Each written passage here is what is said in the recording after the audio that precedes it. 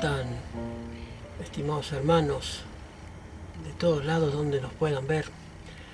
Estamos otra vez aquí para presentar un nuevo estudio acerca de la palabra de Dios, un estudio que nos habla de un tema nuevo. Hoy vamos a empezar un tema nuevo.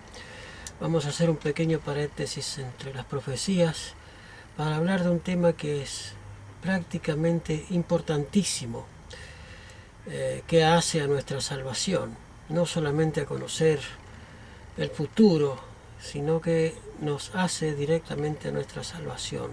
Es imprescindible que entendamos bien este tema para que podamos discernir muchas cosas y errores que se enseñan en muchas religiones e ideas religiosas con respecto a la salvación. Es cierto que Cristo murió por todos, pero no todos van a ser salvos. Entonces, ¿por qué no todos vamos a ser salvos? ¿Significa que hay requisitos para la salvación? ¿Significa que hay, digamos, preceptos establecidos para que podamos ser salvos? ¿Y qué hablar del perdón?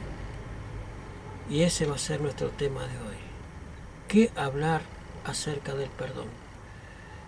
¿Acepta Dios todos los perdones? ¿Todos acepta Dios? Vamos a descubrir esto en la palabra de Dios en este día. Pero sin antes, vamos a buscar a nuestro Creador en oración para que Él dirija el estudio de esta hora. Si me acompañas, doblando tus rodillas, juntando tus manos y poniendo la mente en las cosas de arriba, en el cielo, llegaremos hasta los atrios del santuario celestial ante la presencia de Dios por la intermediación de Cristo, y podremos elevar esta plegaria. Cariñoso Dios que estás en los cielos, te agradecemos por el privilegio que tú nos das de podernos reencontrar con nuestros hermanos de otras latitudes. Gracias porque nos has permitido utilizar este medio para predicar tu verdad. Que tu palabra sea exaltada, que tú seas, Señor Dios, el exaltado sobre todas las cosas, y que muchos puedan entender este tema tan primordial que es el arrepentimiento genuino. Gracias, Señor, por tu bondad infinita y misericordia. Quédate con tus hijos en alrededor de la tierra. Gracias por las bondades inmerecidas que hemos tenido, Señor, a lo largo de esta semana que ha concluido, pidiéndote con humildad, Señor, que tú puedas dirigir el estudio de esta tarde y que tú puedas ser, Señor, el que ilumine nuestras mentes y nuestras palabras para que puedan expresar y llegar hasta lo más profundo del corazón de aquellos que las reciban. Bendito Dios, danos salud, danos vida, y gracias porque nos has cuidado hasta aquí. En tus manos nos encomendamos y encomendamos el estudio de tu palabra, cariñoso Dios, por los méritos de Cristo Jesús. Amén. Amén. Muy bien, vamos a hacer un pequeño paréntesis para pedirte que te suscribas a nuestro canal. Estamos agradecidos a Dios porque nos permite tener este medio de poder encontrarnos contigo sin saber quién está recibiendo este mensaje, y queremos que compartas estos videos con aquellos que tú piensas que necesitan conocer más acerca de lo que Dios ha establecido en su palabra.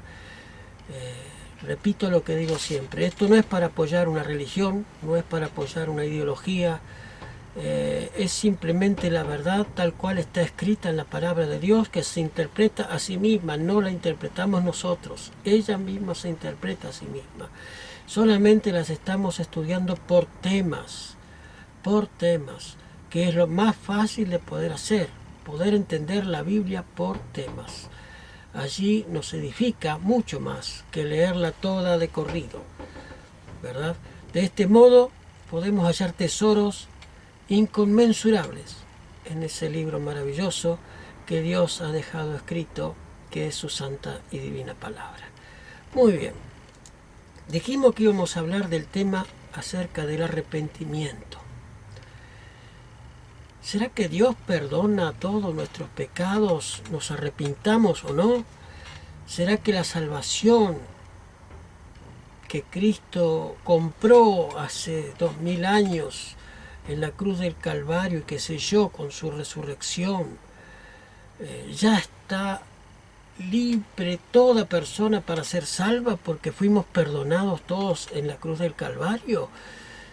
Y si no es así, ¿qué cosas son las que necesitamos saber para ver nuestra vida si está de acuerdo con lo que Dios ha establecido en su palabra o no? En otras palabras, ¿qué puede ser que yo esté haciendo mal para no obtener la salvación? Vamos a buscar la palabra de Dios, que es la que nos habla, porque este es tu canal, la Biblia habla, en el tema el arrepentimiento. ¿Qué es el arrepentimiento? ¿Qué es el arrepentimiento? ¿Qué piensas tú? ¿Qué es el arrepentimiento? Vamos a buscar mejor la respuesta en la palabra de Dios. Está en 2 de Crónicas, capítulo 6, versículos 29 y 30. Estamos usando la versión Reina Valera 1909. Siempre digo que para mí es la mejor versión porque todavía no había sido corrompida por el jesuitismo y por los protestantes apóstatas que se apoderaron de las casas publicadoras y han hecho estragos en la palabra de Dios, sobre todo en las versiones después de 1960 en adelante. Son totalmente horribles las traducciones, ¿no? Porque al querer aclarar oscurecieron. Entonces mejor es buscar las fuentes, que hasta 1909 todavía no había llegado tanta la corrupción a las publicadoras bíblicas. Dice la palabra de Dios, versículo 29 del capítulo 6 de 2 de Crónicas: toda oración y todo ruego que hiciere cualquier hombre o todo tu pueblo Israel, cualquiera que conociere su llaga y su dolor en su corazón, si extendiere su mano a esta casa, tú oirás desde los cielos, desde el lugar de tu habitación, y perdonarás y darás a cada uno conforme a sus caminos, habiendo conocido su corazón, porque solo tú conoces el corazón de los hijos de los hombres. En estos pasajes hay mucho para analizar, mucho para poder sacar jugo al texto. Primera parte, dice: toda oración y todo ruego que hiciere cualquier hombre o todo tu pueblo Israel, cualquiera que conociere su llaga, o sea, su maldad, su enfermedad, el pecado, cualquiera que conociere su pecado, y su dolor en su corazón, si extendiere sus manos a esta casa. Estaba hablando de la dedicación del templo, ¿verdad? De Salomón. Cualquiera que extendiere las manos a esta casa o que pensara en Dios en ese momento, ¿verdad? Que tú oirás, dice, tú oirás desde los cielos, desde el lugar de tu habitación, y perdonarás y darás a cada uno conforme a sus caminos. Darás a cada uno conforme a sus caminos, habiendo conocido tú su corazón, porque solo tú conoces el corazón. Solo Dios puede conocer si realmente haya arrepentimiento genuino o no en nuestras vidas. Pero de nosotros depende tener un arrepentimiento genuino para nuestra relación con Dios y por ende para nuestra salvación. Aquel que no tenga arrepentimiento genuino no podrá gozar de la compañía con Dios. Entonces, ¿qué es el arrepentimiento? ¿Qué es? Dice: toda oración y todo ruego que hiciere cualquier hombre o todo tu pueblo Israel, cualquiera que conociere su llaga. ¿Qué es el arrepentimiento? Cualquiera que conociere su llaga, su dolor, su pecado, cualquiera que conociere su pecado, cualquiera que se diera cuenta del error que había cometido, no de las consecuencias. Ojo, no de las consecuencias, sino del error. Entonces tú oirás, dice, desde los cielos. Impresionante cuánto jugo se puede sacar a este texto maravilloso que la palabra de Dios nos ha dejado. Entonces, ¿el arrepentimiento qué es? El conocer nuestro pecado, reconocer que hemos pecado y buscar la presencia de Dios en nuestras vidas. Entonces, siguiendo con la segunda pregunta. ¿Quiénes son los llamados al arrepentimiento? ¿Quiénes? Nos dice Lucas, capítulo 5, versículo 32. Vayamos ahora al Nuevo Testamento a ver qué nos habla Lucas con respecto a esto. Capítulo 5, versículo 32. Dice lo siguiente. Lucas 5, 32. No he venido a llamar a justos, sino a pecadores al arrepentimiento. ¿Quiénes son entonces los llamados al arrepentimiento? Los pecadores. Habíamos visto que arrepentimiento es reconocer el pecado y buscar a Dios, que es nuestro Salvador. Entonces, los que son llamados al arrepentimiento son los pecadores que reconocen su pecado. Esto ya te tiene que dar una alerta, porque no todos reconocen sus pecados, no todos. Sin embargo, todos dicen somos salvos por gracia. El supuesto cristianismo barato dice somos salvos por gracia, y no importa, porque Cristo ya pagó nuestra deuda hace 2000 años. Pues mi hermano, este tema tienes que estudiarlo con mucho detenimiento para darte cuenta de que la gracia no es una gracia barata, de que Dios no es un Dios alcahuete, que porque murió hace 2000 años ya estamos todos salvos. No es así.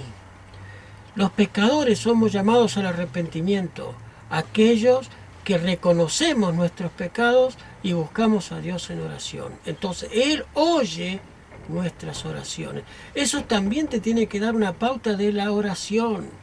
No a cualquier oración es oída por Dios. No cualquiera. Tiene que haber un reconocimiento genuino en el corazón del hombre. Por eso decía Crónicas que solo tú conoces el corazón. Solo Dios conoce el corazón. Esto no es para acusar a nadie, pero sí para llevarnos a una reflexión sobre nuestras vidas, nuestro comportamiento. No podremos engañar a Dios. Dios conoce todo, sabe todas las cosas sobre nosotros. No lo podemos engañar. Podemos hasta autoengañarnos a nosotros mismos, pero a Dios no lo podemos engañar. ¿Cuál es el método, mejor dicho, por cuál es el método que se conoce el pecado? O sea, yo me puedo sentir pecador, pero ¿por qué? ¿Qué cosa he hecho mal? ¿Hay algo que me dice a mí que estoy obrando mal? ¿Sí o no? ¿Qué cosa es los parámetros que dicen que estoy haciendo bien y qué parámetros dicen que estoy obrando mal? ¿Cómo puedo distinguir yo esos parámetros? ¿A dónde están esos parámetros? Pues están en la palabra de Dios. No hay otra cosa que pueda regir nuestra conciencia que nos lleve a buen puerto si no es la palabra de Dios. Entonces, vayamos a lo que nos dice el apóstol Pablo en Romanos capítulo 3, versículo 20, un texto muy conocido, Romanos capítulo 3, versículo 20. Fíjate lo que dice el apóstol Pablo, muy interesante lo que está escrito en la Biblia aquí. Porque por las obras de la ley, dice, ninguna carne se justificará delante de él, porque por la ley es el conocimiento de ¿qué? ¿De qué? No escucho, del pecado. Solamente en la santa ley de Dios podemos encontrar qué cosa es bueno y qué cosa no lo es. Allí están los parámetros que Dios ha establecido para reconocer qué es lo bueno y qué es lo malo. No nuestra conciencia. Y muchas veces Dios trabaja en nuestra conciencia. Eso es otro tema también. Pero no nuestros pensamientos son los parámetros para decir que estoy obrando bien o que estoy obrando mal. Nuestros parámetros deben ser, un así dice Jehová. Un así está escrito. Ese deben ser nuestros parámetros, no nuestros razonamientos, porque muchas veces nuestros razonamientos son a base de nuestra conveniencia. Y muchas religiones se han hecho a base de nuestra conveniencia, no a la conveniencia del verdadero Dios que ha establecido. Entonces Satanás, sabiendo estas cosas, ¿qué es lo que ha hecho? Ha borrado de un cantazo la santa ley de Dios del supuesto cristianismo. Porque eso es el antiguo pacto, ya el nuevo pacto sobre nuevas cosas, las viejas cosas pasaron, las nuevas cosas son todas hechas nuevas desde la resurrección de Cristo. Pero resulta que entonces desde la resurrección de Cristo no hay más pecado. Y si no hay más pecado, ¿para qué murió Cristo? ¿Que nacieron antes de Cristo? No, Cristo murió por toda la humanidad. Por lo tanto, toda la humanidad está en pecado, en desobediencia a Dios. ¿Y cómo sabemos que está en desobediencia? Por eso tenemos los parámetros para comprobar que hemos fallado.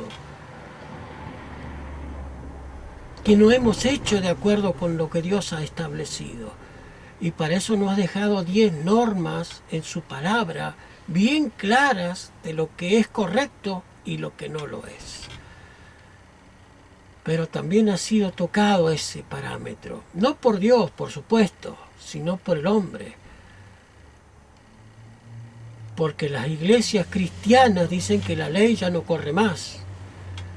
Y la iglesia popular dice que Cristo modificó esa ley y que ya ha sido cambiada por él. Pero yo resulta que analizo los 4 evangelios y no veo que Cristo haya dicho jamás nuevos mandamientos, sino que los ha aclarado. Un nuevo mandamiento os doy, que os améis unos a otros como yo os he amado.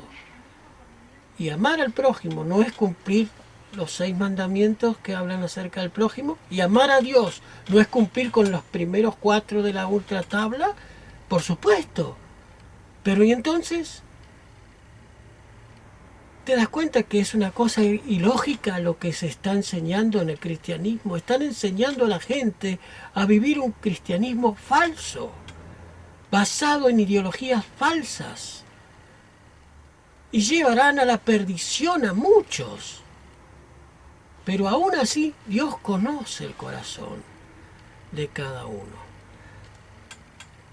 Muy bien, entonces dijimos que por medio de la ley es el conocimiento del pecado, ¿verdad? Siguiente pregunta. ¿Qué es el pecado? Muchos hablan de pecado, pero ¿qué es el pecado? ¿Qué es? Primera de Juan, capítulo 3, versículo 4. Mira lo que dice Primera de Juan, capítulo 3, versículo 4. Capítulo 3, verso 4. Cualquiera que hace pecado traspasa, dice esta versión. Otras dicen transgrede, otras dicen quiebra. Y tiene mucho que ver. Traspasa también la ley, pues el pecado es transgresión de la ley. ¿Qué es el pecado? Es transgresión de la ley. Por lo tanto, si no hay ley, como enseña el cristianismo apóstata, no hay pecado. En vano murió Cristo. Era más fácil para Cristo cambiar la ley que venir a morir. ¿Te das cuenta esa incoherencia? Pero Cristo y Dios no cambian. Sus requerimientos son tanto para el antiguo Israel como para el Israel moderno. No cambiaron jamás. El hombre ha pretendido cambiarlos, acomodándolos a su conveniencia, no a la conveniencia de Dios, a lo que está escrito. Por eso es importantísimo escudriñar las Escrituras, lo que estamos haciendo, escudriñando las Escrituras. Entonces, el pecado es, sin lugar a duda, infracción de la ley. Cruzarse un semáforo en rojo es una infracción de una ley humana. Pero no matar, no mentir, no robar, no tener dioses ajenos, no tener imágenes, es violación directa a los mandamientos de Dios. Es pecado. Es el pecado. ¿Me entiendes? Y que ni hablar con respecto al día de reposo. No lo he querido tocar porque es otro de los puntos de gran controversia entre la cristiandad de hoy día. ¿Cuál es el día que hay que adorar a Dios? Pues la mayoría dice que para el cristianismo es el primer día de la semana, el día de la resurrección de Cristo. Pero la Biblia no dice eso. La Biblia no lo dice. Entonces tomaron otros textos de por ahí, de Colosenses capítulo 2, para decir que Cristo clavó en la cruz los mandamientos y que ya somos libres de no... Entonces, si no hay mandamientos, no hay pecado. ¿Por qué? Porque el pecado es infracción de la ley. Y no haber ley, no hay pecado. Simple. Es simple. ¿Se dan cuenta las incoherencias de muchas que se dicen ser seguidores de Cristo? Qué fácil hubiera sido a Cristo venir y cambiar los mandamientos y acomodar la ley, y chao, él no necesitaba morir, ni padecer, ni nada, y ya está, él cambiaba porque él tiene la potestad de cambiar, pero él no cambia. ¿Qué sería de nosotros si Dios cambiara? Seguramente nos borraría de un plumazo. Muy bien, continuemos. Entonces, sabiendo que es pecado y sabiendo cuál es el método por el cual se conoce el pecado, que es la santa ley de Dios, ¿qué necesitamos ahora? Convencernos de pecado. Convencernos de pecado. ¿Y cómo puedo convencerme yo de pecado? ¿Cómo? ¿Hay algo que me pueda convencer a mí? ¿Yo puedo leer? Es más, ¿quieres que te diga algo? Si nos remontamos al antiguo Israel, cuando David comete el pecado con Betsabé, ¿tú crees que él no sabía qué es lo que él estaba haciendo mal? ¿Y si sabía, sentía remordimiento en su corazón? No. ¿Por qué? Porque él se había apartado de Dios. Entonces ella no sentía remordimiento en su corazón por ese pecado. Pero Dios tocó el corazón de David a través de su profeta Natán.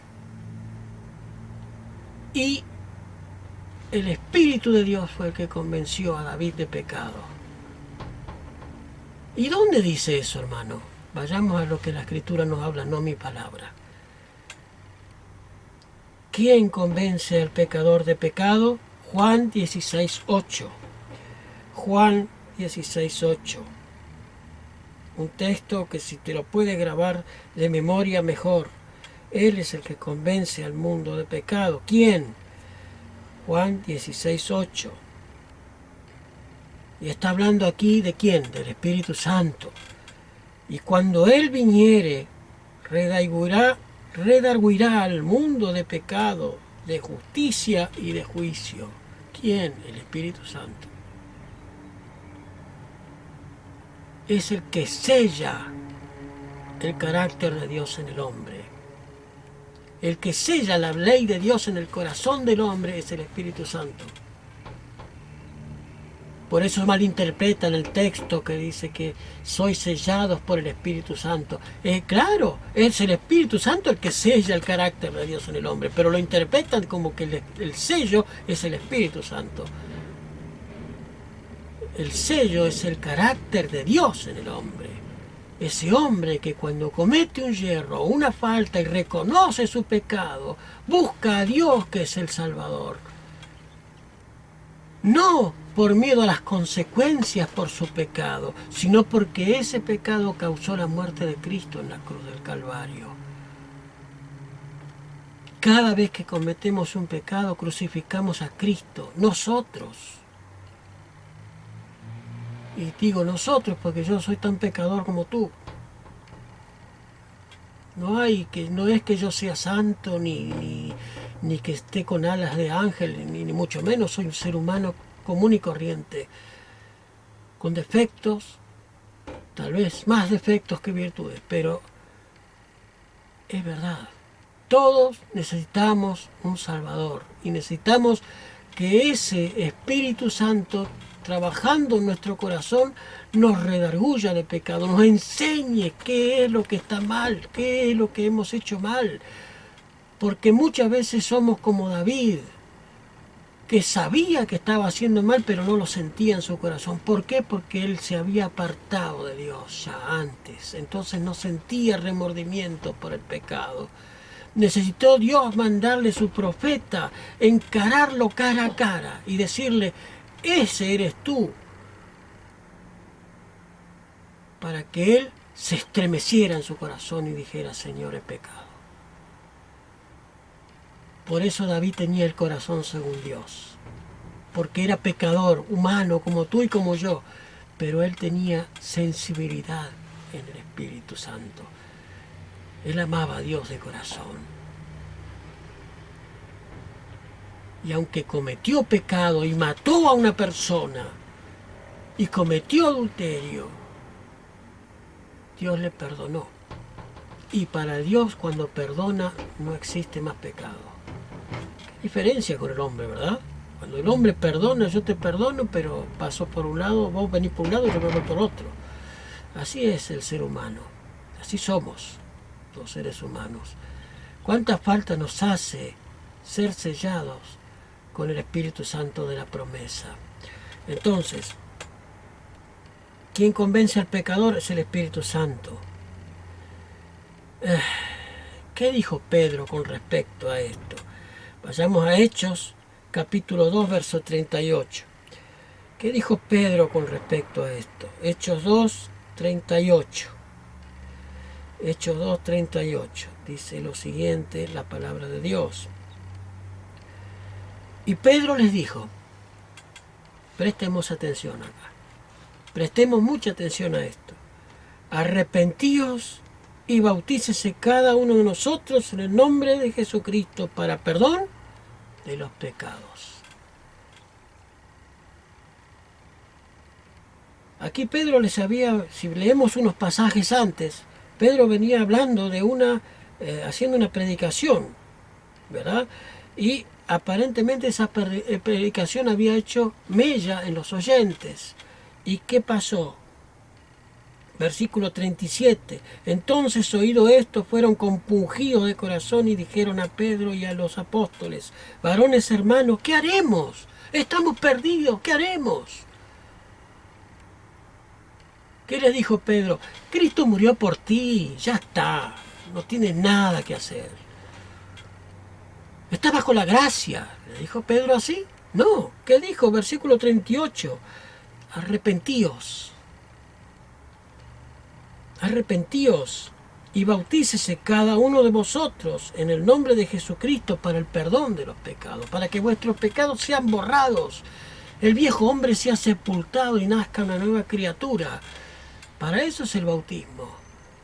Pero para que haya ese bautismo tiene que haber primeramente, ¿qué cosa? Arrepentimiento de corazón. Muchas veces muchos entramos al agua y nos bañamos. Nunca nos bautizamos. Porque no hubo arrepentimiento de corazón genuino, ni reconocimiento de nuestros pecados, ni de nuestro estado pecaminoso. Entonces, mis hermanos, es un baño, nada más. Y muchas iglesias bañan a la gente y no les enseñan a obedecer a Dios en todo. No les enseñan de qué cosas se tienen que arrepentir para ser bautizados, ni les enseñan qué es el pecado, que es infracción de la ley, porque según ellos vivimos bajo la gracia y no bajo la ley. Pero es una ridiculez, porque si no, ¿para qué lo bautizás? No tiene necesidad de bautismo. Aquel que no reconoce su situación pecaminosa no tiene necesidad de bautismo. Por eso es tan imprescindible el Espíritu Santo en el corazón. Versículo, dijimos, Hechos 2:38. Bautícense cada uno de vosotros en el nombre de Jesucristo para el perdón de los pecados y recibiréis el don del Espíritu Santo. Para recibir el don pleno del Espíritu Santo necesitamos primero haber recibido a Dios en el corazón y haber sido sellado por el Espíritu, haber sido tocado el corazón por el Espíritu Santo para que Él pueda, después del bautismo, hacer morada en nosotros, ser de nosotros nuevas criaturas. Muy bien. Entonces, ¿qué le dijo Pedro? Que se arrepientan y después se bauticen para poder recibir el don del Espíritu Santo. La siguiente pregunta. ¿Y qué de los que no quieren arrepentirse? ¿Y qué pasa con aquellos que no quieren arrepentirse? ¿Serán salvos? ¿Qué dice la Escritura? Vayamos a lo que nos dice la Escritura. 2 de Corintios 7:10. Mira lo que nos dice 2 de Corintios 7:10. Dice la palabra de Dios. Porque el dolor que es según Dios obra arrepentimiento saludable, de lo que no hay que arrepentirse, mas el dolor de este siglo obra muerte. Qué difícil sería entender este versículo, ¿verdad? Pero es sencillo. Porque el dolor según Dios, el compungimiento de corazón que Dios provoca en el hombre, ¿qué es lo que logra? Un arrepentimiento genuino. Logra un arrepentimiento genuino. De lo que no hay que arrepentirse, es de sentirse arrepentido. Parece un juego de palabras, pero no lo es. Entonces, es necesario un arrepentimiento genuino para poder recibir el bautismo. De eso no hay que arrepentirse. No es malo sentirse pecador y sucio y basura y buscar a Dios, que es la única fuente de salvación. No hay otra. La única fuente de salvación es Dios, no hay otra. ¿Y qué es entonces lo que pasó con Judas? ¿Qué es lo que le pasó a Judas? Mateo 27, 3 al 5. Vayamos a ver la experiencia de Judas. ¿Qué pasó aquí? Mateo 27, 3 al 5.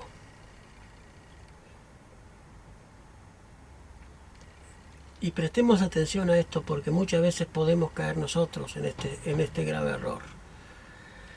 Entonces Judas, el que le había entregado, viendo que era condenado, volvió arrepentido las 30 piezas de plata a los príncipes y de los sacerdotes y los ancianos, diciendo: yo he pecado, he entregado la sangre inocente. Mas ellos le dijeron: ¿qué se nos da a nosotros? Viéraslo tú, es cosa tuya. Y arrojando las piezas de plata en el templo, partióse, fue y se ahorcó. ¿Qué pasó con Judas? ¿Qué pasó con Judas? Es interesante entender esto porque muchas veces podemos nosotros caer en este mismo error. Judas no se arrepintió de lo que hizo genuinamente. Tembló por las consecuencias de su error, no porque había ofendido al maestro. Él reconoció que había entregado a sangre inocente, lo reconoció, pero no hubo arrepentimiento en su corazón genuino para buscar a Dios el perdón, sino que fue tanto su orgullo, que no resistió, fue y se ahorcó. Terrible, terrible. Muchas veces nosotros podemos caer eso, aunque no nos ahorquemos. Podemos decir, bueno, soy tan pecador, Señor, yo no, ya está, ya estoy perdido. Y seguimos por la vida sin Dios y sin rumbo. Judas se ahorcó, pero muchos de nosotros no nos ahorcamos, pero sí nos ahorcamos, no literalmente. Porque al separarnos de Dios, al no permitir al Espíritu Santo que produzca un arrepentimiento en nuestro corazón, que nos lleve a Dios, no que nos aleje, que nos lleve a Dios, entonces quiere decir que nosotros queremos hacer las cosas por nosotros mismos y no permitirle a Dios que trabaje. Ese es el error de Judas. Quiso hacer las cosas por sí mismo. Y la conclusión, que terminó perdido. Fue y se ahorcó. Vamos ya terminando el tema de hoy. Nos quedan 3 preguntas. ¿Y qué con la parábola del hijo pródigo? ¿Qué podemos utilizar o qué podemos aprender de la parábola del hijo pródigo? ¿Dónde está? Lucas 15, del 11 al 24. Lucas 15, del 11 al 24. Mucha tela para cortar aquí en esta parábola. Muchas cosas interesantes que rescatar. Lucas 15, del 11 al 24. Y dijo un hombre, tenía 2 hijos. El menor de ellos dijo a su padre, Padre, dame la parte de la hacienda que me pertenece, y le repartió la hacienda. Y no muchos días después, juntándolo todo, el hijo menor partió lejos a una provincia apartada y allí desperdició su hacienda, viviendo perdidamente. Cuando todo lo hubo malgastado, vino una grande hambruna en aquella provincia y comenzóle a faltar. Y fue y se llegó a uno de los ciudadanos de aquella tierra, el cual le envió a una hacienda para que pastase puercos. Y deseaba henchir su vientre de las algarrobas que comían los puercos, mas nadie se la daba. Y volviendo en sí dijo, ¿cuántos jornaleros en casa de mi padre tienen abundancia de pan y yo aquí perezco de hambre? Me levantaré e iré a mi padre y le diré, Padre, he pecado contra el cielo y contra ti. Mas yo no soy digno de ser llamado tu hijo, hazme como a uno de tus jornaleros.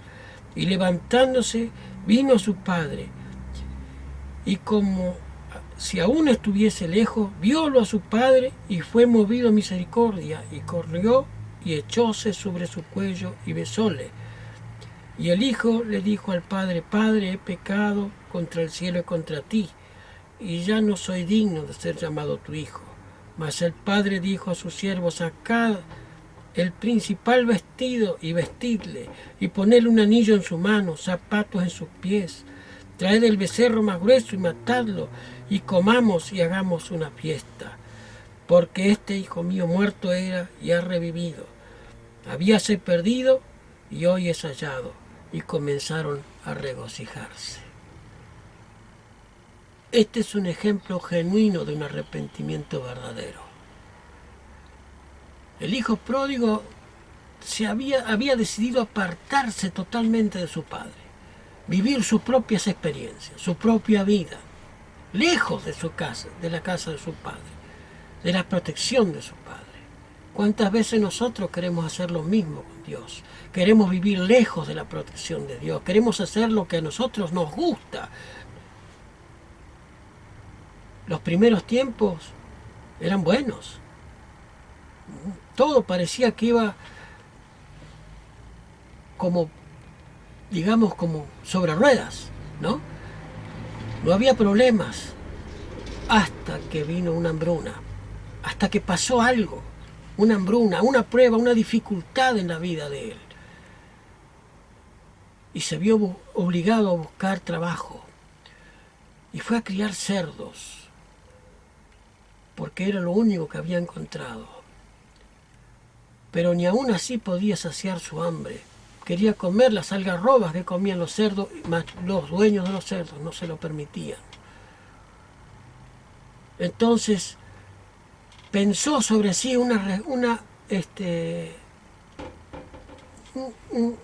como quien dice, una respuesta a la situación, y dijo: voy a ir a la casa de mi padre y le diré esto, esto y esto y esto.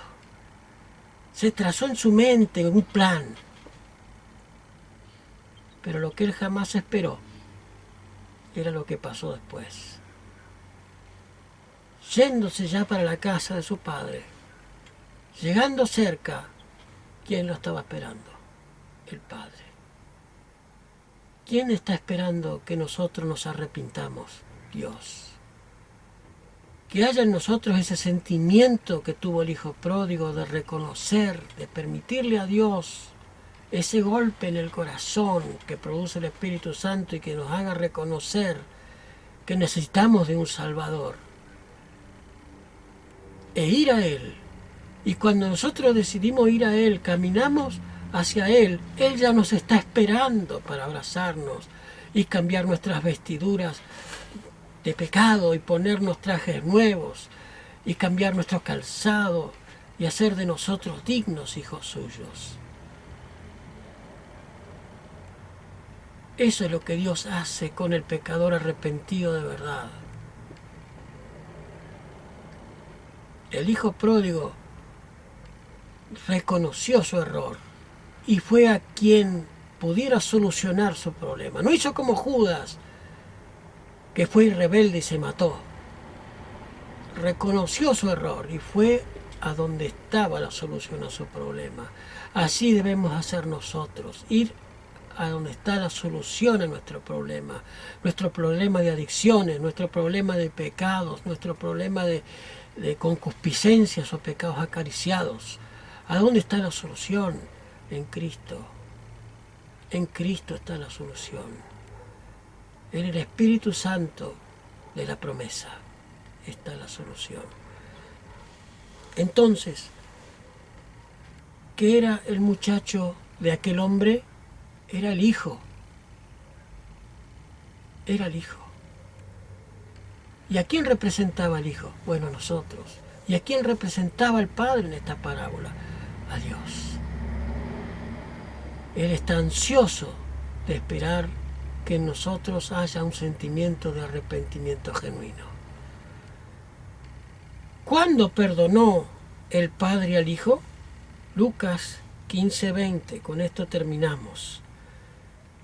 Y levantándose vino su padre, y como aún estuviese lejos, viólo su padre, y fue movido a misericordia, y corrió y le echó sobre su cuello y le besó. El padre estaba ansioso de esperar el regreso de su hijo. Dios está ansioso de esperar el arrepentimiento genuino de cada uno de nosotros, porque por Él hay posibilidad de salvación para nuestras vidas. Dios quiera que tú y yo le permitamos al Espíritu Santo generar en nosotros el sentimiento que generó en el Hijo Pródigo y no obrar como Judas, que por su orgullo fue y se ahorcó. Que el Señor te bendiga y te guarde, y hasta nuestro próximo encuentro. Es un tema para reflexionar, pero no te olvides de suscribirte a nuestro canal, de compartir nuestros videos. Que Dios te bendiga y te guarde, y hasta nuestro próximo encuentro en este canal que dimos a llamar La Biblia Habla. Que Dios te bendiga. No dejes de compartir nuestros videos. Es la única forma que pedimos ayuda, que se compartan los videos, que lo utilicemos para la causa de Dios, para la predicación de la verdad. Y este es un tema imprescindible para la salvación, el arrepentimiento genuino, sin el cual Dios no puede obrar en nosotros. Dios no puede obrar en aquel que no se ha querido arrepentir, como no pudo obrar en Judas. Triste realidad. Ojalá no seamos nosotros como Judas. Nos vemos en nuestro próximo encuentro, pero vamos a terminar con una oración. Vamos a buscar a Dios en oración. Si me acompañas de rodillas, doblando nuestras rodillas y poniendo nuestra mente en el cielo, buscaremos a Dios en oración. Cariñoso Dios que estás en los cielos, gracias por el estudio de tu palabra en esta tarde. Gracias por tu misericordia, por todo el amor que tú nos tienes, porque has dejado estas cosas escritas en tu palabra para que procedamos al arrepentimiento nosotros. Gracias, Señor, porque aún cuando el Espíritu Santo nos produce un arrepentimiento, tú estás listo para recibirnos. Gracias, Padre amado. Te pedimos que cada uno de los que puedan ver estos videos haya también en ellos arrepentimiento genuino. Que ellos entiendan, Señor, que la necesidad para la salvación de cada uno de nosotros es que haya un arrepentimiento producido por ti, Señor, y no por las causas de nuestras desobediencias. Gracias, Padre, por todo el amor que tú nos tienes. Bendito sea tu nombre y quédate, Señor, en los corazones de cada uno de tus hijos en este día, en el nombre de Jesús. Amén. Amén. Sin más, nos despedimos hasta nuestro próximo encuentro, recordándote, lámpara es a mis pies tu palabra y una luz en nuestro camino. Que el Señor te guarde y hasta la próxima.